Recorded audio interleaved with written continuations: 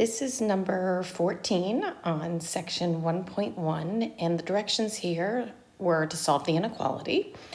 And whenever you're solving an inequality, first thing you want to notice is this a linear inequality, meaning the highest degree x is raised to is 1, and that is not the case. So the way to solve this inequality then is I have to bring everything to one side, which is already the case, and then put it in factored form. So it's not a quadratic because the highest degree is 3. So one thing that we want to get good at is recognizing when we have 4 terms and one of them is a constant and 3 of them have a variable of varying degrees, then let's see if we can factor by grouping. And what I mean by that is put 2 and 2 together. So I'm going to put these 2 together and these 2 together. And again, this is when you have 4 terms and one of them is a constant. Because if they all had a variable, then you would factor out a variable, but they don't all have a variable. There's no greatest common factor I can take out. So I'm going to see if I factor by grouping, by putting 2 and 2 together, if each pair has something in common. So I'm noticing that 2x cubed plus x squared, I can factor out an x squared. And remember, factoring out just means dividing out. So when I divide out x squared from those 2 terms, I'm left with 2x plus 1. And the goal of factoring by grouping is hopefully both pairs, once I factor out what they have in common, the 2 pairs will have a common factor. So let's see what happens here.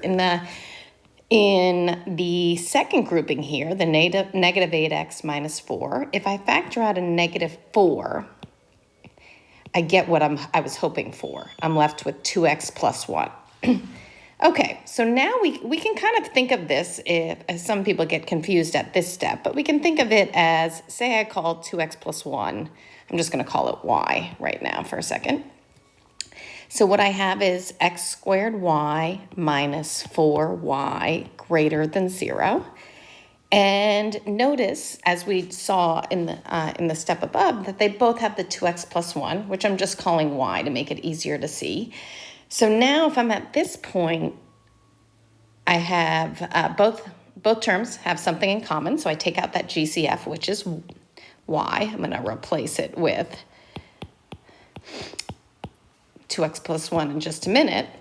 So they have this common factor, which is 2x plus 1. So I'm going to write it like this, 2x plus 1, x squared minus 4 greater than 0.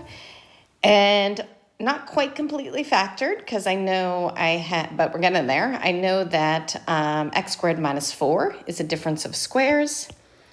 And so now when I factor it to x plus 2, x minus 2, now it's completely factored form.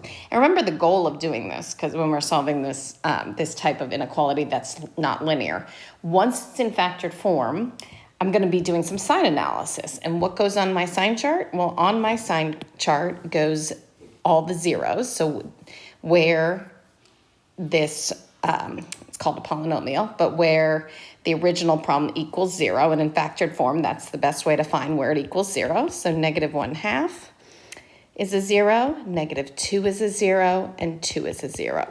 So these are the things that go on my sign chart. So negative 2, negative 1/2, and 2. And remember, you want to go back to the inequality and recognize that it doesn't involve equality. So we're not looking for where this inequality equals 0. So I'm going to put open circles. And now comes time for my sign analysis. If I put it in a value greater than 2, I've got positive, positive, positive, which results in a positive. If I put in a value between negative 1/2 and 2, 0 is always the easiest to put in. I'm going to get negative, positive, positive. So this will be negative.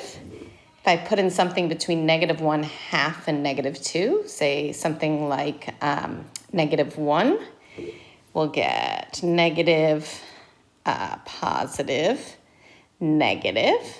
So when you multiply a negative, positive, negative together, we're going to get a positive.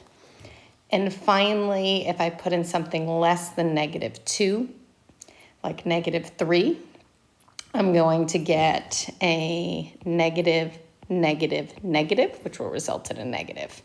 So that's my sign chart. And finally, Once that is created, you go back to your inequality and see, okay, what am I looking for? You're looking for where it's greater than 0. So I'm looking for the positive intervals.